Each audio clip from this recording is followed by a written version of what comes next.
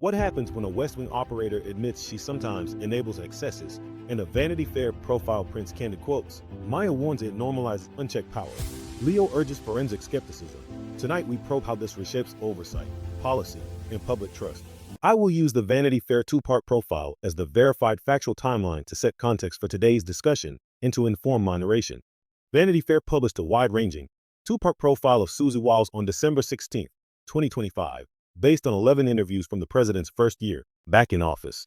It portrays Wiles as a blunt backstage manager who both channels and curbs the president, and it prints candid quotes from calling the president an alcoholic's personality to comments about an Epstein file and internal views on Venezuela strikes and retribution. Look, the core problem isn't gossip. It's normalization. A chief of staff admitting she sometimes enables excesses and describing a score-settling window shows power being used without adequate guardrails. Hold on. Private character judgments and off-the-record color are not policy directives. Wiles publicly called the piece a disingenuously framed hit piece, and senior officials rallied behind her almost immediately. She did call it a hit piece, but she did not dispute the quotations.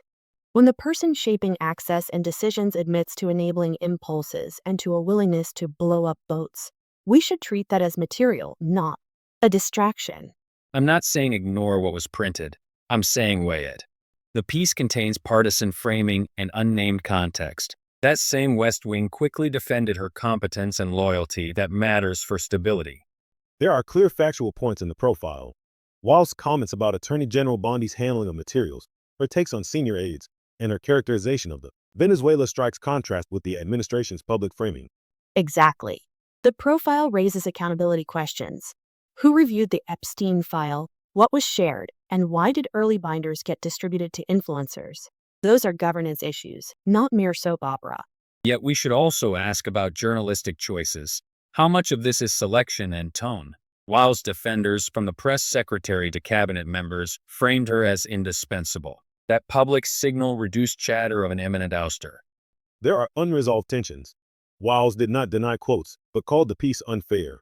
Reports differ on whether she faced an ouster rumor or a united front protected her, and her language about strikes sits uneasily beside the official interdiction claims.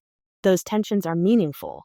If internal actors describe actions as retribution or explicit targeting, we must scrutinize policy decisions and legal oversight. Words from inside the West Wing can reveal intent. And we must be careful not to turn candid color into actionable evidence without corroboration. Leaks and profiles can inflame public debate, but also misrepresent the messy calculus leaders face.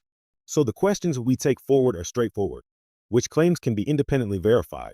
How will the administration reconcile private comments with public policy? And what oversight mechanisms will be triggered by these revelations? Next episode, we'll dig into the legal and foreign policy implications hinted at here, and whether this profile changes the balance of influence inside the West Wing. Stay with us.